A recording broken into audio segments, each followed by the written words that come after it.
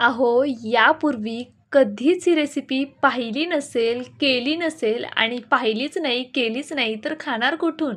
कधी खाल्लीही नसेल. अतिशय वेगळी, कधीच कोणीच न केलेली ही एकदम नवीन आणि युनिक रेसिपी आज मी तुमच्यासोबत शेअर करणार आहे.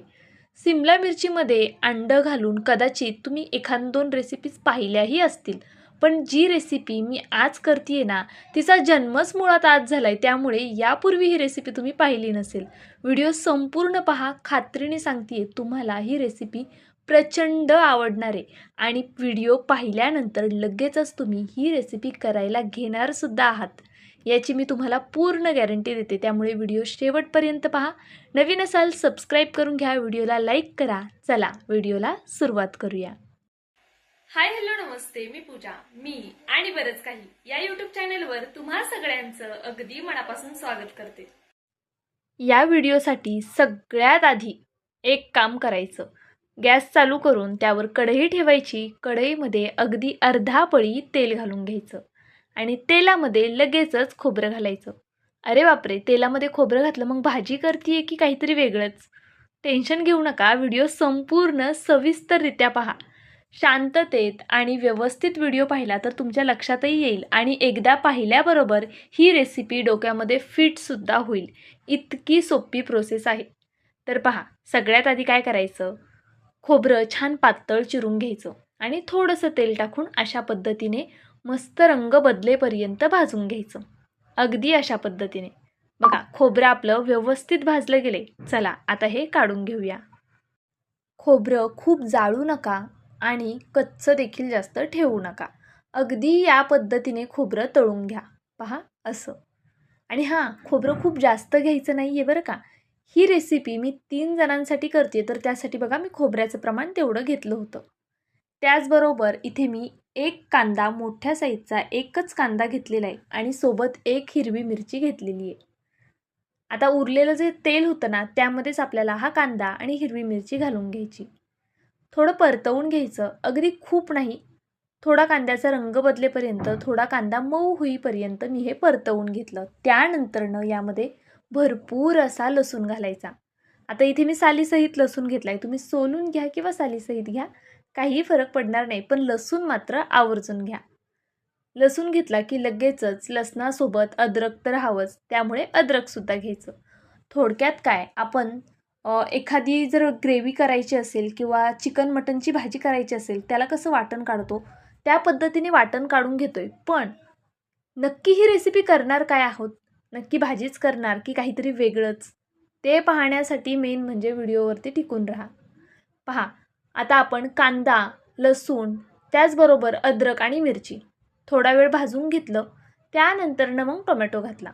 आता हे सगळं छान परतवून घ्यायचं. टोमॅटो हलकासा मऊ होईपर्यंत परतायचं आहे. पहा, टोमॅटो थोडा मऊ झालेला आहे. गॅस बंद करते आणि हे सुद्धा एका प्लेटमध्ये काढून घेते. वाटण छान थंड होऊन द्यायचं बरं का. बरं, वाटण थंड होतं आहे तोपर्यंत मग बसून राहायचं का? तर अजिबात नाही. वाटण थंड होतं आहे तोपर्यंत आपल्याला पुढची कृती करून घ्यायची आहे.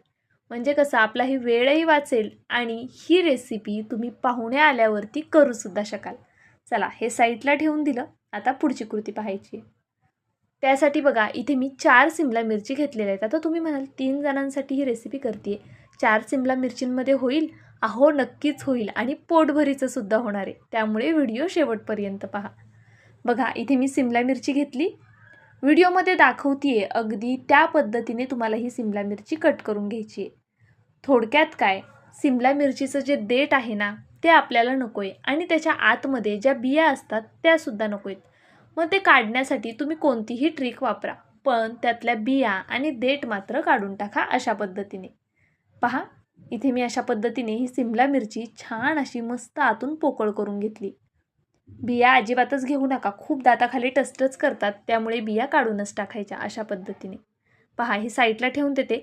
अजून एक सिमला मिरची तुम्हाला कट करून दाखवते वेगळ्या पद्धतीने थोडी. जर तुम्हाला तसं कट करायला अवघड जात असेल, या पद्धतीने कट करू शकता. आता तुम्ही म्हणाल ताई, कापल्यानंतरनं जी सिमला मिरची बघा वाया गेली, ती अजिबात वायाला जाणार नाही. तिचासुद्धा आपण पुढे वापर करणार आहोत. ते कसं, ते सुद्धा पुढे तुम्हाला व्हिडिओमध्ये समजेल. या व्हिडिओमध्ये खूप साऱ्या गोष्टी समजणार आहेत. त्यामुळे नक्की व्हिडिओ शेवटपर्यंत पहा. परत परत यासाठी सांगते कारण तुम्ही व्हिडिओ स्किप करून जर पाहिलात ना, कुठेतरी रेसिपीमध्ये अशी स्किप झाली की नंतरनं लक्षात येत नाही नेमकं करायचं काय होतं किंवा रेसिपी फसतेसुद्धा बऱ्याचदा. त्यामुळे कोणाचीही रेसिपी पाहत असू द्या पण पूर्ण पाहत जा, म्हणजे मग लक्षात येतं नेमकी रेसिपी काय आणि कशी केली आहे. पहा, मी म्हटलं ना, हा उरलेला भाग वाया जाणार नाही आहे. सगळ्या सिमला मिरची मी कट करून घेतल्या आधी. त्यानंतरनं जो शिल्लक राहिलेला हा भाग आहे ना, अशा पद्धतीने आपल्याला कट करून घ्यायचा आहे. छान बारीक बारीक, जितका तुम्हाला बारीक कापता येईल ना तितकी ही सिमला मिरची छान बारीक कट करून घ्यायची. पहा, अशा पद्धतीने मी इथे कट करून घेतली.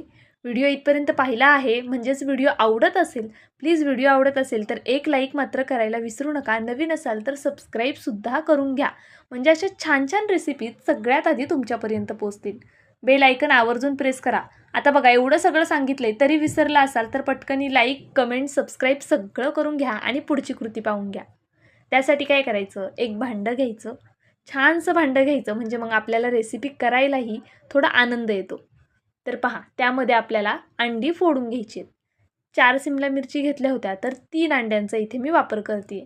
तुम्हाला हवं असेल तुम्ही जास्तसुद्धा घेऊ शकता, पण नंतरनं ते अंडं शिल्लक राहणार म्हणून सांगते, आपल्याला एवढं अंडं पुरेसे. त्यामध्ये कट केलेली सिमला मिरची घालून घ्यायची.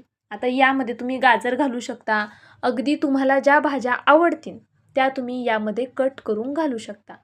त्यामुळे तुमची रेसिपी अजून जास्त पौष्टिक होईल, हेल्दीसुद्धा होईल आणि त्याचबरोबर कितीतरी पटीने चविष्ट होईल. चवीनुसार मीठ घातलं, अगदी छोटीशी लिंबाची फोड घेतलेली आहे. आपण हे लिंबूसुद्धा यामध्ये पिळून घेणार आहोत. जर तुमच्याकडे लिंबू नसेल तर तुम्ही चाट मसाल्याचा वापर केलात तरीसुद्धा चालणार आहे किंवा काहीच नाही घातलं तरी चालेल. पण लिंबामुळे जी टेस्ट येते ना, खरंच ती कमाल आहे. त्यामुळे शक्यतो ट्राय करा लिंबू वापरायला. इथे एक ट्रिक दाखवते. हा काटे चमचा आहे ना, ओला करून घेतला आणि बघा, ज्या बिया पडल्या होत्या ना लिंबाच्या त्या सहजरित्या काढून घेतल्या. माझ्या व्हिडिओमध्ये तुम्हाला भरपूर टिप पाहायला मिळतील, त्यामुळे नक्की पूर्ण व्हिडिओ पाहत जा. थोडीशी हळद घालायची, चवीनुसार लाल तिखट घालायचं आणि मस्त असं फेटून घ्यायचं. अंडं फेटायचा कंटाळा करायचा नाही, त्याचं कारणसुद्धा पुढे समजणारे व्हिडिओ नक्कीच पहा. अंडं जेवढं तुम्ही छान फेटाल ना, ही रेसिपी कमाल होणार आहे. पहा, अशा पद्धतीने मस्त असं हे अंडं मी फेटून घेते. कमीत कमी 2 ते 3 मिनटं मी हे अंडं फेटून घेतलं अशा पद्धतीने. चला, आता हे सगळं होईपर्यंत आपलं वाटण थंड झालेलं आहे, तर जास्त वेळ न घालवता लगेच आपण वाटण वाटून घेऊया. त्यासाठी बघा, सगळ्यात आधी खोबरं घातलं, त्याचबरोबर जे काही जिन्नस आपण परतून घेतले होते ते घातले आणि कोथिंबीरीच्या काड्या घातलेल्या आहेत. आता आपल्याला जी कोथिंबीरीची पानं आहेत ना, ती नंतर लागणार आहेत. कशासाठी ते पुढे समजेल. बहुतेक गोष्टी तुम्ही म्हणाल ताई म्हणते पुढे समजेल, पुढे बहुतेक गोष्टी अशा असतात की ज्या एंडला जास्त लवकर समजतात. त्यामुळे व्हिडिओ स्किप न करता पाहत जा. पाणी न घालता एकदम बारीक असं वाटून घेतलं. आता त्याच कढईमध्ये बघा, मी पुन्हा तेल घालून घेते. इथे तेल तुम्ही तुमच्या आवडीनुसार कमी जास्त करू शकता. मी 2 पळ्या इतपत तेल घातले.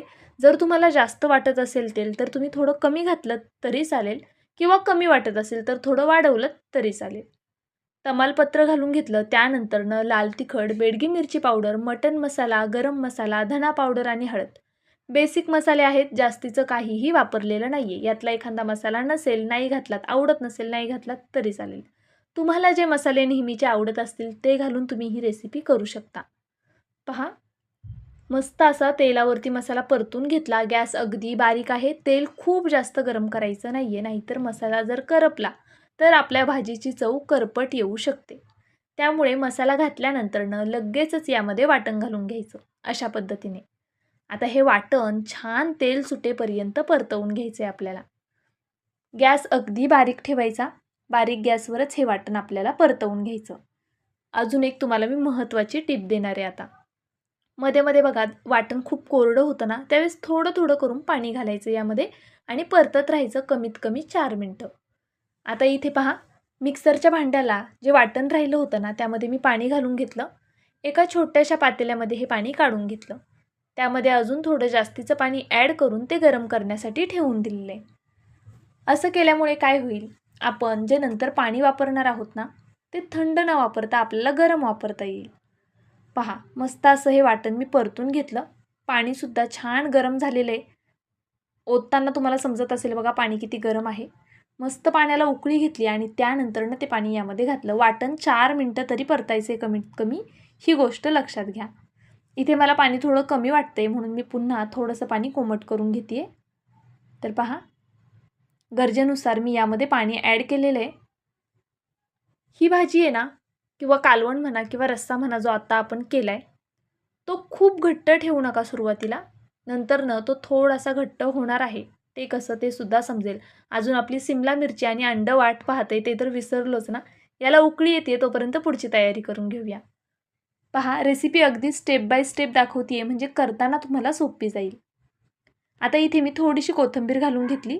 अजून नंतरही कोथिंबीर वापरणार आपण, कुठे ते सांगते नंतर. फक्त व्हिडिओ संपूर्ण पहा.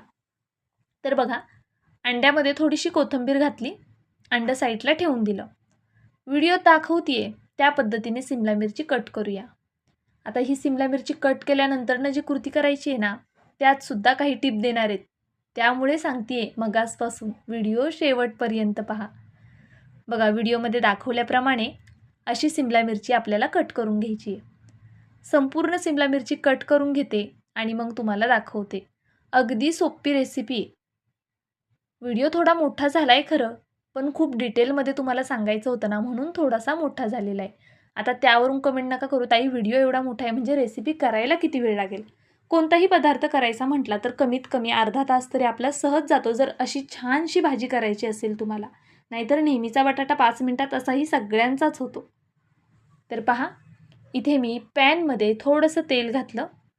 व्हिडिओ दाखवतीये अगदी त्या पद्धतीने ही सिमला मिरची आपल्याला यावरती ठेवून घ्यायची. असं का करायचं ते सुद्धा पुढे समजणार आहे. त्यापूर्वी तुम्ही सिमला मिरची अशा पद्धतीने ठेवून तर घ्या. पहा, सगळी सिमला मिरची मी अशा पद्धतीने ठेवून घेतली. आता चमच्यामध्ये थोडं थोडं अंडं घ्यायचं आणि अशा पद्धतीने यामध्ये टाकत जायचं. खूप जास्त बॅटर लगेच टाकायचं नाही. म्हणजे काय होईल, याचा जो बेस आहे तो व्यवस्थित तयार होईल आणि ज्यावेळेस आपण यामध्ये अंडं टाकू ना, त्यावेळेस ते खूप जास्त बाहेर येणार नाही.